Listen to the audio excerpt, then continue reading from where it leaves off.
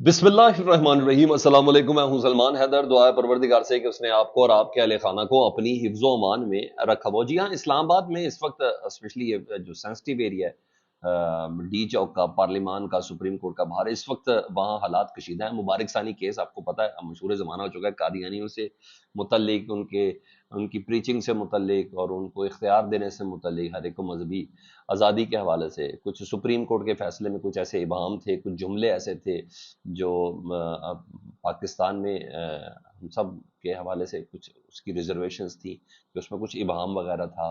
Parliament के अंदर भी गुफ्तगू हुई, पाकिस्तान तहरीक इंसाफ ने इसकी शदीद मुखालफत की और काजी फाइसा साहब ने किया। फिर उसके बाद एक रिव्यू दोबारा हुआ, उसमें भी ऐसे ही जुमले थे। तो फिर बात समझ आ गई कि ऐसे बात समझ नहीं आ रही है ना फैसलों के अंदर, उन जुमलों का हज़फ होना बहुत ज़्यादा ज़रूरी था। हुआ क्या कि फिर जमीयत उलमा इस्लाम ने भी कह दिया कि हम काजी फाइज साहब के खिलाफ हम सुप्रीम जुडिशल काउंसिल में रेफरेंस लेके आ रहे हैं। तो आज अचानक से कोई ऐसा प्लान नहीं था, कोई ऐसी चीज़ नहीं थी, कोई ऐसी कॉल नहीं थी, कोई ऐसी चीज़ नहीं थी, लेकिन उसके बावजूद आज ये सब हुआ है। और जमीयत उलमा इस्लाम ने तो खैर इसका ऐलान किया था। तो इस वक्त जब मैं आपसे बात कर रहा हूँ ना, तो एक बहुत बड़ी तादाद जो मदारिस के तलबा की है, क्योंकि उसमें मिक्स हैं झंडे, तो जमीयत उलमा इस्लाम के मौलाना फजलुर रहमान साहब के नज़र आ रहे हैं, बड़ी तादाद, अच्छी खासी बड़ी तादाद पार्लियामेंट के बाहर है जी। डी चौक का इन्होंने जंगला भी ज़बरदस्ती खुलवाया, गेट भी ज़बरदस्ती खुलवाया, रुकावटें हटाई गई, अच्छी खासी इतनी बड़ी तादाद है कि इनको रोकना इतना आसान काम नहीं है। और सिर्फ एक मखसूस मजहबी जमात नहीं है, मुख्तलिफ नौइयत के तलबा मदारिस में शामिल, आपको पता है दीगर मदारिस वगैरह भी, लाल मस्जिद वगैरह ये सब उधर मौजूद है। तो मुख्तलिफ झंडे थे, मैं पर्टिकुलर नहीं बता सकता, लेकिन जमीयत उलमा इस्लाम फी के झंडे उसके अंदर ज़रूर नुमाया थे। तो एहतजाज में अच्छी खासी बड़ी तादाद है। हालांकि अब तीसरी बार रिव्यू जा रहा है, मेरे ख्याल है कल है उनकी समात। तो क्या ये कुछ जुमले हज़फ होना बहुत ज़्यादा ज़रूरी हैं।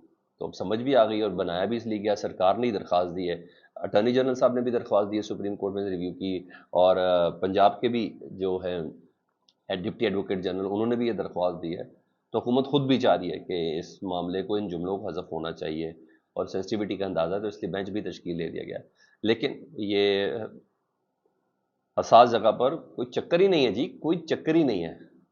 यानी आप ऐलान करके आए तो आपको रोका जा सकता है, आप गैर ऐलानी आए तो कुछ डी चौक के अंदर घुस जाएं आप, कोई प्रॉब्लम नहीं है।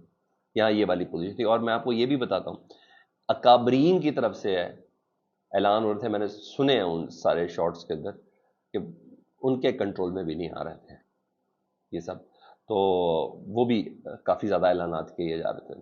तो यहाँ तो मैंने कहा मैं आपको ये बता दूँ, इस वक्त हसास मामला उधर चल रहा है। इधर फैज़ हबीब साहब का फॉलोअप बड़ा ज़बरदस्त आया। मुनीर फारूक साहब, आपको पता है उनके पास काफ़ी हसास मालूमात तक रसाई भी उन तक है, या उनको फीड की जाती है, उनके ज़राए इतने तगड़े हैं।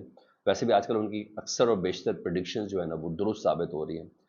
अब मुनीर फारूक साहब ये खबर दे रहे हैं, और ये पहले हुकूमती हल्के दे रहे थे ना प्रेस कॉन्फ्रेंसिस में, अता तारड़ साहब हो गया, वजीर दिफा हो गई, ये सब कर रहे थे।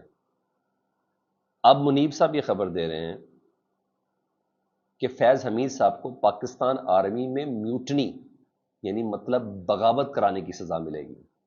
टॉप सिटी, मैंने आपको शुरू से कहा था, टॉप सिटी सिर्फ एक बहाना है, मामला कुछ और है। पाकिस्तान आर्मी में, अपने इदारे में, अपने साबिक इदारे में बगावत कराने की सज़ा मिलेगी जी। और बगावत कराने की कोशिश उन्होंने पोस्ट रिटायरमेंट की है। वो जो कहा था ना कि पोस्ट रिटायरमेंट उनके पास कुछ एलिगेशन था, वो जो रिटायरमेंट के बाद उन्होंने किया है, इसकी उनको सजा मिलेगी, यानी 9 मई के हवाले से, इसका यही मतलब है। और आपको पता, बगावत की सजा या तो सजा मौत है या उम्र कैद है, तो ये हो सकता। और वो कहते हैं मुनीर फारूक साहब कि मुझे निहायत निहायत काबिल भरोसा सोर्सेस ने बताया है, और उनके हमारे पास फैज़ हमीद के हवाले से नाकाबिल तरदीद सबूत है, और 9 मई के हवाले से। उसका मतलब है मिलिट्री इंस्टॉलेशन पर हमले, इन तमाम जीएच की हो, लाहौर का जिना हाउस हो, ये इन तमाम चीज़ों का, और टोटल 32-33 एरियाज के अंदर ये हमले हुए थे मुल्क भर में। उन सब का मास्टरमाइंड जनरल फैज़ हमीद साहब को करार दिया जा रहा है। यहाँ तक तो ये हो गई। और मेरा इस पर तज्जिया ये है कि अगर फैज़ हमीद साहब को 9 मई के अंदर मुकदमा बनने लगा है, या उनके ऊपर उनकी कन्विक्शन होनी है, تو مطلب صرف اور صرف یہی ہے کہ عمران خان صاحب کو ملٹری کورٹ تک لے کے جانا ہے. سلمان صاحب کہہ رہے ہیں، سلمان عارف صاحب کے سوال ہی پیدا نہیں ہوتا. 5 ججز نے کہہ دیا کہ سیورن کا مقدمہ ملٹری کورٹس پہ نہیں چل سکتا. یہ وہ جو بھائی جو 92 93 وہ بھی اس وقت ملٹری کی زیر حراست ہے نا، جن کا کوئی فیصلہ بھی نہیں ہو سکا. مقدمے تو ان کے اوپر چل گئے میں.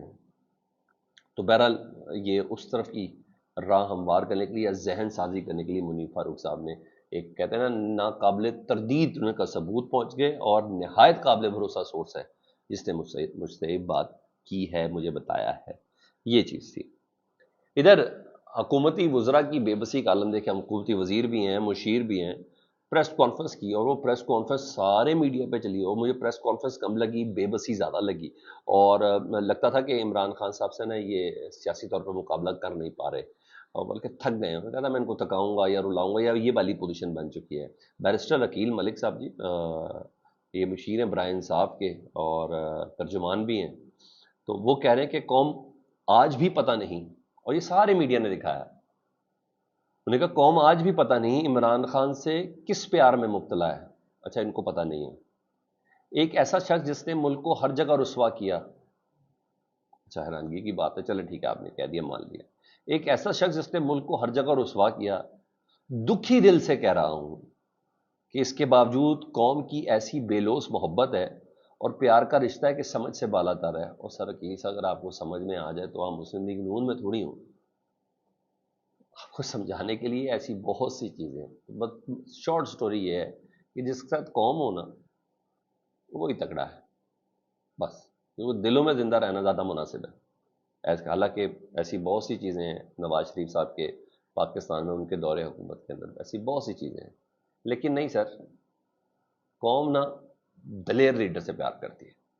بس مجھے صرف یہ پتا ہے. جہاں میں یہ کہتا ہوں نا کہ عمران خان صاحب کے پیچھے دعائیں بڑی ہیں ان لنگر خانوں کی، ان یتیموں کی، ان مسکینوں کی، ان پناہ گاہوں میں جو رات کو بوڑھے ٹھٹرتے نہیں تھے، ایک آرام دہ گدیلوں کے اندر میٹرسز کے ساتھ گرم بستروں پہ ہیٹر والے ماحول میں سوتے تھے اور پھر 3 وقت کا کھانا کھاتے تھے.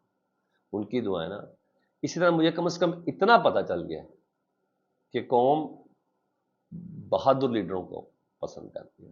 تو ایک بڑی وجہ جو آپ کو سمجھ نہیں آ رہی تو کم از کم میں آپ کو بہادر لیڈر کی طرف ضرور اشارہ کروں گا کہ لیڈر کا بہادر ہونا ضروری ہے. تو یہ بے لوث محبت اس وجہ سے ہوتی ہے کہ گیا نہیں.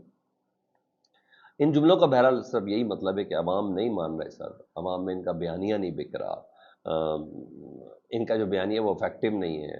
فائر وال پھٹ گئی ہے، اور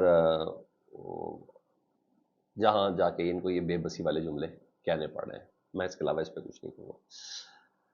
ادھر جماعت اسلامی کی بھی بڑا عجیب سا سلسلہ ہے نا. جب نواز شریف صاحب اور مریم نواز صاحب نے ایک ویڈیو پیغام کے ذریعے بتایا، نواز شریف صاحب نے دھمکیاں دی کہ پنجاب میں ہم 14 روپے فی یونٹ کم کرنے جا رہے ہیں اگلے 2 مہینے کے لیے، تو جماعت اسلامی نے اس کا بڑا کریڈٹ لیا. انہوں نے کہا جو لوگ کہتے تھے نا کہ ہم ویسی پنڈی درے سے اٹھ کے آ گئے اور ہم نے کچھ بھی نہیں کر پائے اور بالکل ناکام لوٹے ہیں، خالی ہاتھ لوٹے ہیں، تو بتا دیں یہ سب کچھ ہماری وجہ سے ہوئے. نواز شریف صاحب نے جو میڈیا ٹاک کی اور مریم صاحبہ نے جو ویڈیو پیغام میں بات کی نا، تو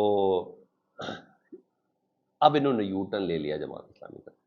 حافظ صاحب خود کہتے ہیں ہم نے 2 مہینوں کا یہ شاہی اعلان مسترد کریں. پتہ چلا پنجاب کے لیے وہ بھی 2 مہینے کے لیے. انہوں نے کہا 2 مہینوں کو شاہی اعلان مسترد کرتے ہیں. یہ کیا ہوا؟ بیٹی کو بٹھایا اور کہہ دیا کہ 2 مہینے کے لیے رعایت دے رہے ہیں. بجلی مہنگی بھی نواز شریف صاحب کے آئی پی پیز کی وجہ سے ہوئی ہے. مسئلے کا مستقل حل نکالیں، پیداواری قیمت کے مطابق قیمت کا تعین کریں.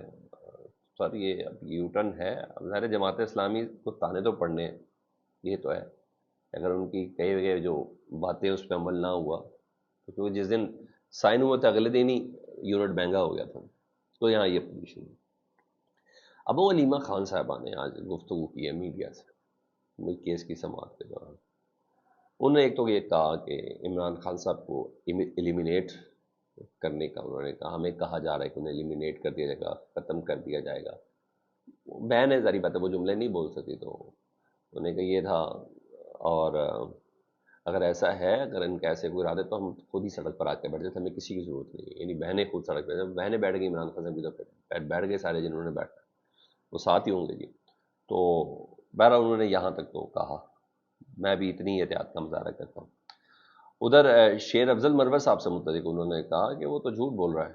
عمران خان نے تو کل شیر اعظم نے انٹرویوز میں کہتے ہیں میں جب بھی ڈالی تو پتہ نہیں کیا ہو گیا عمران خان صاحب نے تبکیاں دی. انہوں نے کہا میں ادھر تھی، عمران خان نے شیر افضل کو صرف ہاتھ ملایا اور بٹھا دیا.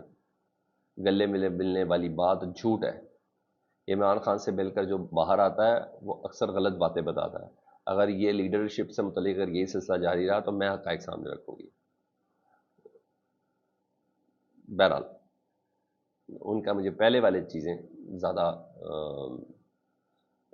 توجہ طلب لگی کہ جو انہوں نے کہا کہ ہمیں یہ بتایا جا رہا ہے کہ عمران خان صاحب کو ایلیمینیٹ کرنا ہے. یہ سب چیزیں ادھر 190 ملین پاؤنڈ کیس میں ریلیف ہے جی، کوئی شک نہیں. انڈیا یہی تھا کہ ہمارے بھی سارے اندازے یہی تھے، ایکسپیکٹ کیا جا رہا تھا کہ اگست کے اندر فیصلہ ہو جائے گا. ٹرائل کورٹ میں گواہیاں پوری چکی ہیں، کچھ گواہ تھے ان پہ گواہی ریلیونٹ ہو گئے، جرا بھی کمپلیٹ ہو گئی، سب کچھ ہو گیا. ایسے میں قاضی فائز صاحب نے بھی اس کے اوپر بڑے زبردست کلمات دے دیے اور ڈائریکشن ہی دے دی ٹرائل کورٹ کے جج کو. تو پاکستان تحریک انصاف اس سلسلے میں ایک درخواست لے کے گئی بھی تھی اسلام آباد ہائی کورٹ میں. میں نے کہا پچھلے سال بھی یہ کیس ہے، ایک ہی کیس دوسری بار کیسے چل سکتا ہے اور یہ سب چیزیں نا. تو اسلام آباد ہائی کورٹ نے ٹرائل کورٹ کو کہا ٹرائل آپ جاری رکھیں، حتمی فیصلے سے روک دیا ہے، حتمی فیصلے سے روک دیا. تو پاکستان تحریک انصاف اس کو بڑی کامیابی تصور کر رہی ہے. لیٹس سی، یہ پارٹ آف اسٹریٹجی ہے اور یہ بھی ہو سکتا ہے پاکستان تحریک انصاف اس کو اسلام آباد سے اڑا دے. پھر کیا کریں گے قاضی فائزہ صاحب؟ ہے نا انٹرسٹنگ چیز. فیڈ بیک سے متعلق ضرور آگاہ کریں. اپنا بہت خیال رکھیں. اللہم صلی علی محمد و آل محمد.